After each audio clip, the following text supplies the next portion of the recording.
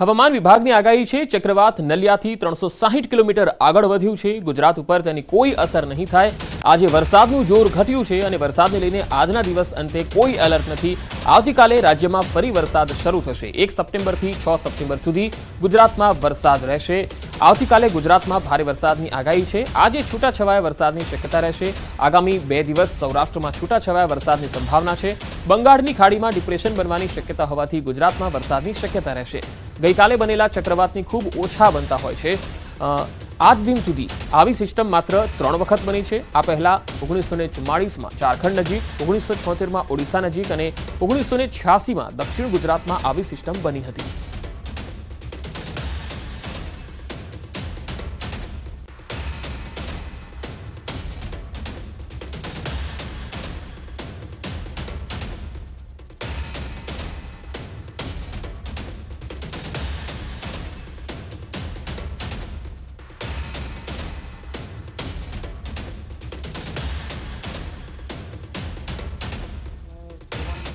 नहीं है। डे 2 से लेकर डे 6 तक हमारा फिर वार्निंग है। डे 1 में आपका गुजरात रीजन में हैवी रेनफॉल का वार्निंग है और डे 3 से डे 5 तक heavy to very heavy rainfall का वार्निंग है और डे 6 में हैवी रेनफॉल का वार्निंग है और डे 7 में कोई वार्निंग नहीं है। और सौराष्ट्र कच्छ के लिए डे 1 डे 2 में कोई वार्निंग नहीं है और डे 3 में आपका Fairlie wide spread heavy rainfall का वार्निंग है आपका 4 दिन के लिए। मतलब डे 3, डे 4, डे 5, डे 6 तक हैवी रेनफॉल आइसोलेटेड प्लेसेस में वार्निंग है। अभी जो बारिश का संभावना है वो गुजरात रीजन में डे 1 में फेयरली वाइड स्प्रेड का अनुमान किया जा रहा है और बाकी जो 6 दिन है अगले 6 दिन डे 2 से लेकर डे 7 वाइड स्प्रेड का अनुमान है। और सौराष्ट्र कच्छ में डे 1 डे 2 स्कैटर्ड है और आपका डे 3 से लेकर डे 6 तक वाइड स्प्रेड है, डे 7 में फेयरली वाइड। વડોદરામાં કરજણના ખેરડા ગામ હજુ પાણીમાં છે। સગર્ભા મહિલાનું અહીંયા રેસ્ક્યુ કરવામાં આવ્યું। એમ્બ્યુલન્સ મારફતે મહિલાને હોસ્પિટલ લઈ જવાઈ। ફાયર વિભાગે મહિલાનું રેસ્ક્યુ કર્યું હતું। સગર્ભા મહિલાનું અહીંયા રેસ્ક્યુ કરવામાં આવ્યું। ખેરડા ગામ વડોદરાનું, જ્યાં એમ્બ્યુલન્સ મારફતે મહિલાને હોસ્પિટલ પહોંચાડવામાં આવી।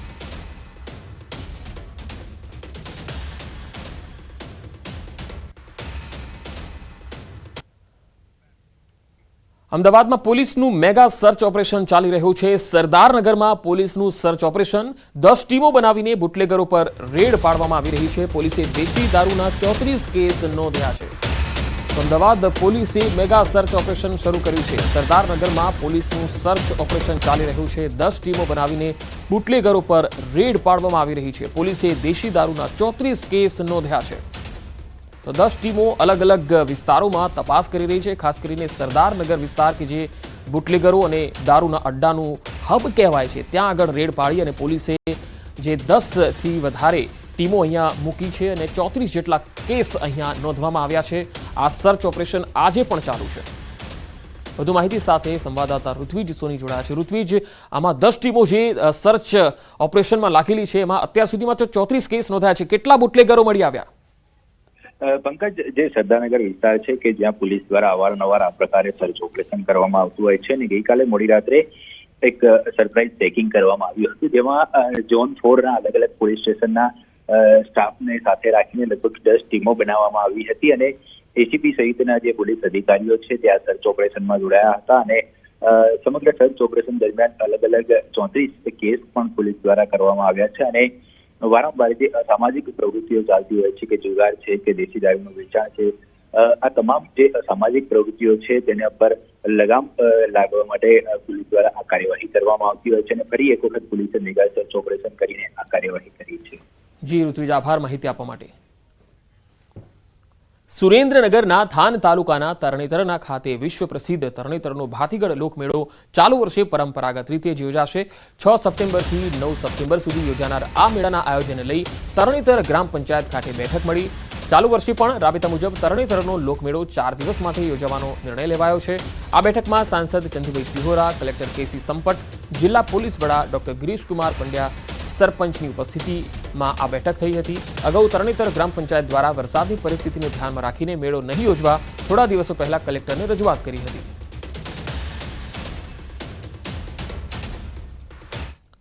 સુરત શહેરમાં આગામી ગણેશ ઉત્સવને લઈને તંત્રએ તૈયારીઓ આરંભી છે। શહેરના 6 ઝોનમાં 2 કરોડથી વધુના ખર્ચે 10 જેટલા કૃત્રિમ તળાવ બનાવાશે। કૃત્રિમ તળાવ પર રોડ રસ્તા પણ બનાવાશે। કૃત્રિમ તળાવ બનાવવાની સાથે આગામી 72 કલાકમાં શહેરના તમામ રોડ રસ્તાઓની કામગીરી પણ પૂર્ણ કરવાની સુરત મેયરે ખાતરી આપી। નાની પ્રતિમાઓનું ઘર આંગણે વિસર્જન કરવા મેયરે લોકોને અપીલ કરી। વિસર્જનની સાથે વૃક્ષારોપણ કરવા આયોજકોને અપીલ કરાઈ। મોટી પ્રતિમાઓનું જીપીએસ સિસ્ટમ દ્વારા નક્કી કરવામાં આવેલ રૂટ પ્રમાણે વિસર્જન થશે। શહેરમાં અંદાજિત 70,000 જેટલી પ્રતિમાઓની સ્થાપના થશે।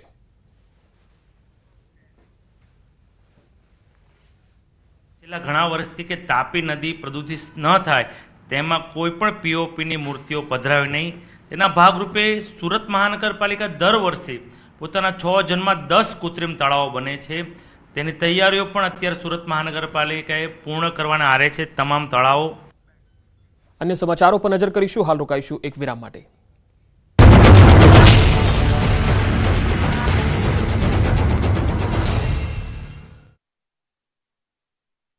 સ્થિતિમાં વરરાજાને માંડવા સુધી લઈ જવામાં આવ્યા। વરસાદી કહેરમાં પણ લગ્ન યોજાયા। ટીંગાટોળી થયેલા વરરાજાના ચહેરાના ભાવ જોઈને લાગે છે કે એ પણ બિચારો બરાબર મૂંઝાયો છે કે મારે આમાં હસવું કે રડવું। આપત્તિમાં પણ મક્કમ રહેવામાં માનનારા ગુજરાતીએ મેઘતાંડવમાં પણ જિંદગી જીવી જાણી। આ દ્રશ્યો જ તેનો જીવતો જાગતો પુરાવો છે। છેલ્લા 3 દિવસથી વરસી રહેલા વરસાદના લીધે રાવલમાં વર્તુ 2 ડેમના દરવાજા ખોલવામાં આવતા પાણી ચારે તરફ ફરી વળતા જામરાવલ જળમગ્ન થયું। જામરાવલ બસ સ્ટેન્ડ વિસ્તાર, કૃષ્ણ ટોકીઝ હોય કે અન્ય કોઈ પણ વિસ્તાર, જ્યાં જ્યાં નજર કરો ત્યાં માત્ર ને માત્ર પાણી જ પાણી દેખાઈ રહ્યું છે। જામરાવલ આખું જળથી જામ થઈ જતા હાલ બેહાલ થઈ ગયા છે। અહીં પાણી એવી તારાજી સર્જી છે કે લોકોએ પોતાની નજર સામે સાક્ષાત જળ પ્રલય જોયો। લોકોની નજર સામે બધું જ તણાઈ ગયું। લોકોના ઘરમાં પણ પાણી એન્ટ્રી મારતા બધું જ પાણીમાં ડૂબી ગયું। અનેક ઘરોમાં પાણી ઘૂસી જતા લોકોને હાલાકીનો સામનો કરવો પડ્યો। ગામના લોકો 3 દિવસથી ખાધા પીધા વગર જળ વચ્ચે જિંદગીનો જંગ લડી રહ્યા છે। ગામમાં જળ કર્ફ્યુથી જનજીવન અસ્તવ્યસ્ત થયું। પૂરના પ્રકોપના કારણે ગામમાં 3 દિવસથી અંધારું છે। હવે પરિસ્થિતિ વિકટ બનતા એનડીઆરએફ અને આર્મીની ટીમે મોરચો સંભાળી લીધો છે। ગામમાં આર્મીની ટુકડીઓ ઉતરી ગઈ છે। ગામમાં આર્મીના જવાનોએ લોકોને ફૂડ પેકેટ પહોંચાડવાનું શરૂ કર્યું છે તો પૂરમાં ફસાયેલા લોકોને માનવ સાંકળ રચીને બચાવવામાં આવ્યા। ગામમાં હોડીઓ મૂકી બચાવી લોકોને સલામત સ્થળે ખસેડાયા। જામરાવલ ગામમાં આવવા જવા માટે આર્મી પ્લાટૂન ગોઠવાયું। કનેક્ટિવિટી માટે દોરી બાંધવામાં આવી છે, જે કારણે 3 દિવસે લોકો જીવન જરૂરિયાતની વસ્તુઓ લેવા માટે બહાર નીકળી રહ્યા છે। તો દ્વારકાના ભાંડવડમાં ખાબકેલા ધોધમાર વરસાદથી ફલ્ગુ નદીમાં આવ્યું છે ઘોડાપૂર। ભાંડવડ શહેરની મધ્યમાં આવેલી ફલ્ગુ નદી ભયજનક સપાટીએ વટાવી ચૂકી છે। ફલ્ગુ નદી ભયજનક સપાટીની હોવાથી નીચાણવાળા વિસ્તારોને પણ એલર્ટ કરી દેવામાં આવ્યા।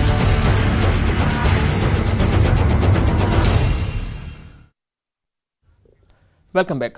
હવે વાત કરીશું અરવલ્લીની। અરવલ્લી જિલ્લાના મોડાસા તાલુકાના મડાસણા કંપા ગામમાં છેલ્લા 3 દિવસમાં સતત વરસેલા 7 ઇંચ વરસાદે ગામના ખેડૂતોના ખેતરોમાં તારાજી સર્જી છે। મેદાન જેવા ખેતરોને વરસાદના પાણીએ કોતરોમાં ફેરવી નાખ્યા છે, જેના કારણે ખેડૂતો મુશ્કેલીમાં મુકાયા છે। આ કંપા ગામમાં 50થી વધુ ખેડૂતોની 20 વીઘાથી વધુ જમીન વરસાદી પાણીમાં ધોવાઈ ગઈ, જેના કારણે ખેડૂતોની હાલત કફોડી છે।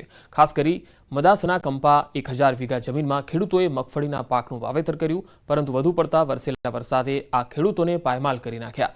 પાક તો ધોવાઈ ગયો, પરંતુ સાથે ખેડૂતોને જે ખેતરો છે એ પણ ખતમ થઈ ગયા છે। ખેડૂતો હવે સરકાર પાસે સહાય